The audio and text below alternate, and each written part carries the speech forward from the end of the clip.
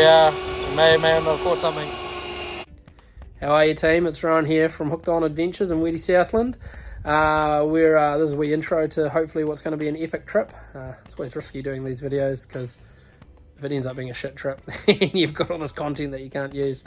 But yeah, we're just going to get the boat ready. This trip's sort of powered by Isuzu, Southland Isuzu. Rick and whatnot at the team there. They're giving us a D-Max to trial out.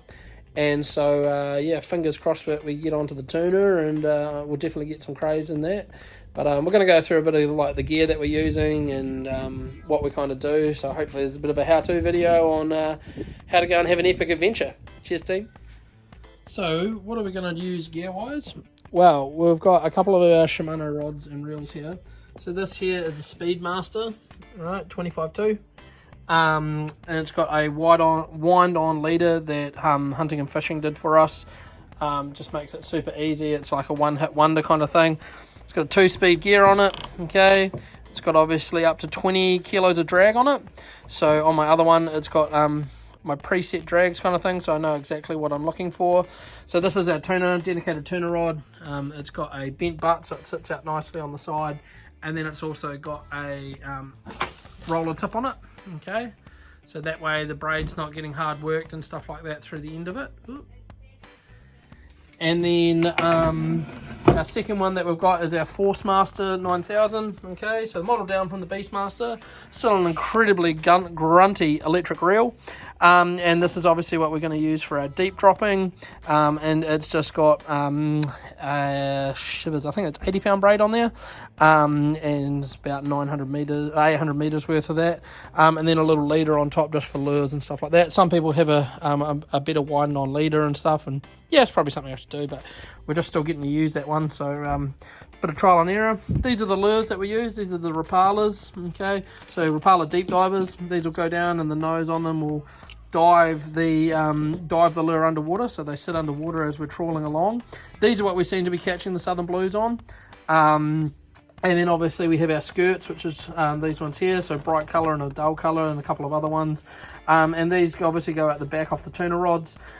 These tend to be catching some of the albies or the southern blues if they're up high feeding and stuff like that. So yeah, our Rapala deep divers, and then just whatever branded skirt. These are Black Magic and a couple of bonds and stuff like that.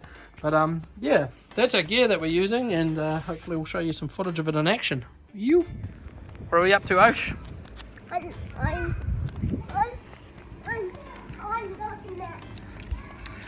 We're here at Invercargill Hunting and Fishing to stock up on salt ice. So Gerald's got a big freezer here. It's one of the few places down this way other than Struddy's homemade ice machine up north. Can you get over? No, I can't. Do you want a hand? No. Are you going to go round? Yeah, we've got a big Stony Creek.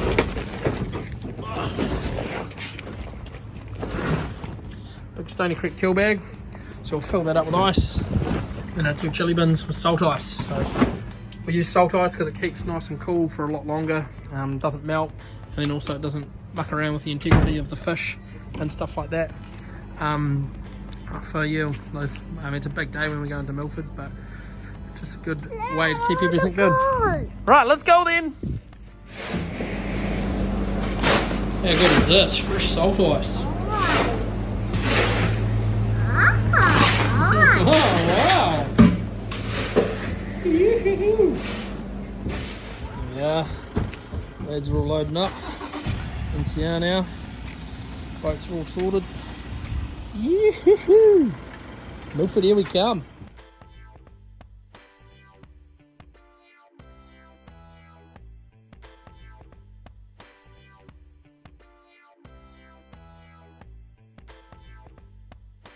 So we're here. We're a bit fucking got a bit of shitty luck, but that's alright. We'll take the bad luck now and then good luck on the water. Got a wee puncher in the old D-Wags. Big fucking bolt on the old Milford Road. Fuck you, contractors. But oh my god. But we've got the old Pitku here. Doing about a 8-minute tyre change, I reckon. Pretty good effort. On a suitable note, Yeah, D-Max is quite easy to get the spare out of. No adventures complete without a little bit of drama. Got a big ass wheel nut right through the some sort of screw or something right through the wheel, about 500 metres from the ramp. So never mind, this shit happens. All part of the adventure. I've got a human fucking torque wrench, fucking Alex on it. Jackson, let's go, let's go! And we're off. Lads are up. Getting the boat geared up. Still pitch black and mil forward, which is fine with us because it means 0 sandflies. And it also means that we can use the radar and shit to head on out. So, yeah, fingers crossed.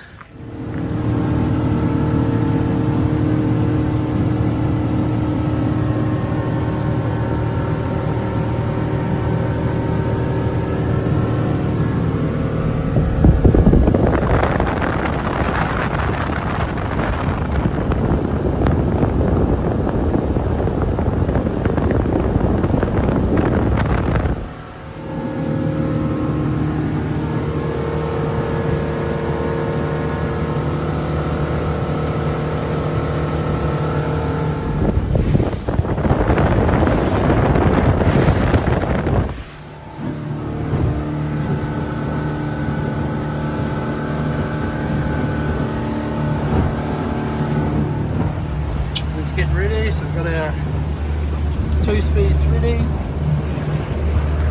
got a Rapala on that. It's going to be our side deep diver.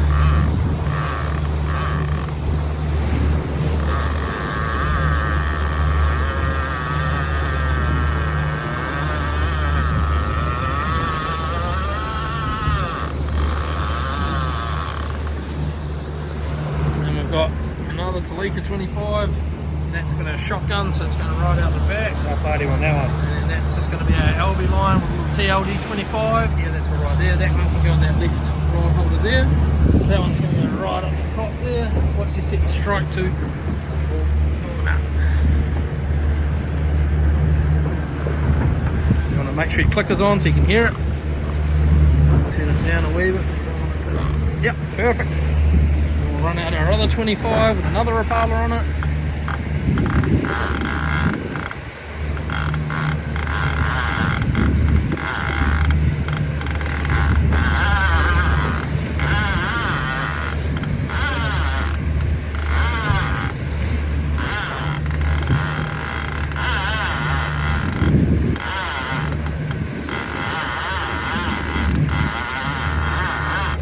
Put that on our marked strike. Go from there. We're away. Yeah, lines are all prepped, reels are out. Nick's still waking up. A beautiful day here in Milkwood Stream. Woo!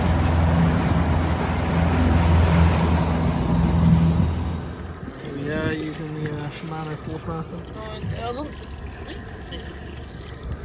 Beautiful day out here in Fiordland. A little bit quiet on the fishing front. As you can see, my little screen here shows depth that we're cutting sitting at. Big long half hooker rig down. With a little bit of squid on it. And then up the front there you can see the sounders ticking away. Nick's cooked. And Alex decided he wanted to put the 2-speed down 300 metres. Bad decision. Bad choice. Beautiful. Sure as shit beats winding. Doesn't it? My workout for the day. What's not great? Here we are. We may or not have caught something. Leaving it open to the universe. The last 3 times I've filmed this, we have caught fuck all. I feel it in the bones this time. We've been sharked once. This time, it's a book hook. Or a blue nose. Book hook. Anyway, here's the view while we wait for it to come in. hot. The bait that we've put on is coming in hot.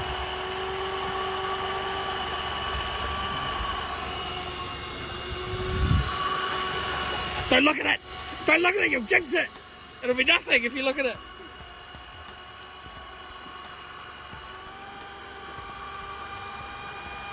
Oh. 100% that's gone, whatever it was.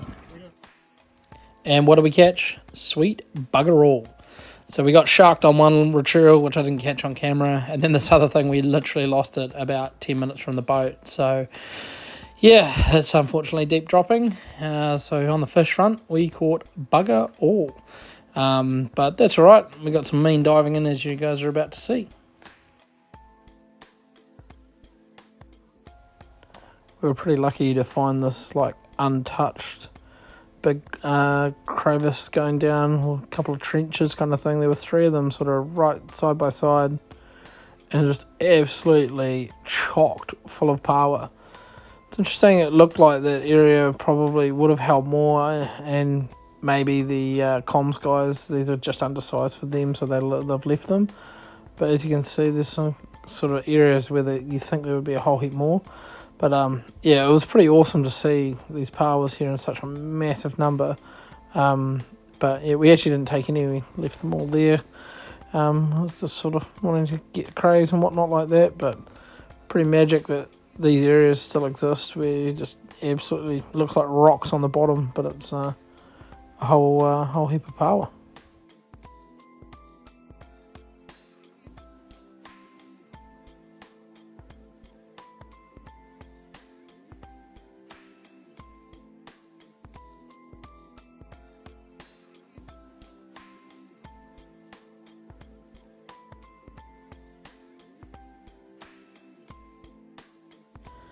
Now to what we're more famous for is our cray diving.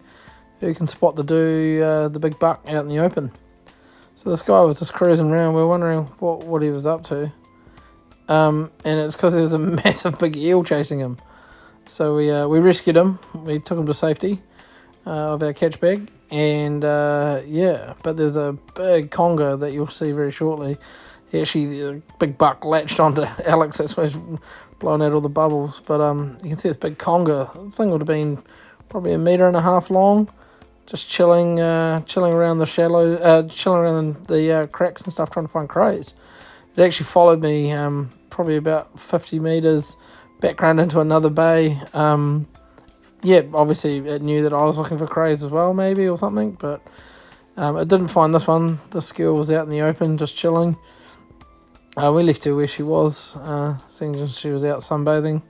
Felt it was a bit rude to pick her off when she's out in the open just sunning herself, but yeah, I don't know about you guys, but obviously whoever watches these videos does it as well, but I could just sit watching crays for hours, like they're so cool to watch under the water, so clever, and they just sort of come out of nowhere.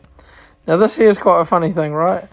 I found this big boy sitting in this crack, and put the cray cam down, expecting I was going to come down and grab him, capture it all on camera, and he decided just to head out, and he came out into the open, and I was sitting on the surface breathing up, and about 3 or 4 meters away from his hole, I noticed that there's just this cray out walking around, and so I went down and grabbed him and whatnot like that, and yeah, he was just out in the open. I don't know why. Usually they'd retreat, but he didn't care that I'd put the camera down there. He came out and was walking around and having a look. And so you can see he just heads off and does his own thing. Yeah, much to his mistake, because I grabbed him. What I didn't notice until I was reviewing the footage is this is about 4 minutes has lapsed, and this other dude comes in and steals his house. And so this other cray, I looked in this hole and I couldn't see anything, and you'll see why. But yeah, he came in and took his house, and then he obviously didn't want to get caught, so he headed right off onto the back of the hole, and I didn't even know he was there by the time I got back down to have a look in the hole and grabbed the camera. But yeah, pretty funny. Team, well, it's been a bust on the tuna. But it sounds like not either only one or two others or no one else caught tuna, so we're not too sort of sad about that. It is what it is, unfortunately. But we've had some good diving, some epic Fiordland craze as per usual. So just icing them up. There's a nice big buck that Alex got. Oh. He was just out walking along the bottom, out in the open. So yeah, that's fishing. It's quite called fishing, not catching. But at the end of the day, it's been pretty epic. So got Matt and Nick. Alex is still in the water. We lost the other lads. They're somewhere else. But yeah, never mind. Now for the journey home. You.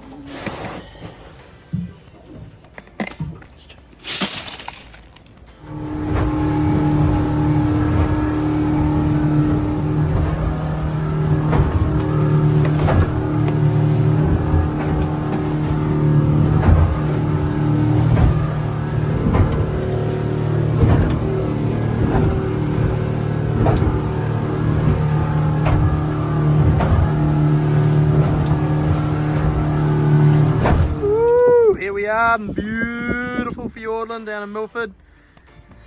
And we've got Wish Johnny Sins here, or Alex as he's known. We've had a big day out. We've had a massive day out on the tuners. Getters! Cut your all! Alright, what do we got? What do we got, Alex? It's the old. Have we got cream or rust? Cream or rust? Hifto facto. What do we got? What do we... Ooh, yeah, that'll go down alright.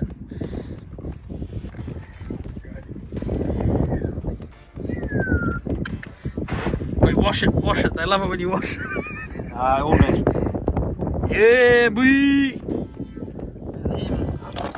Goodness. What do we got? Number one.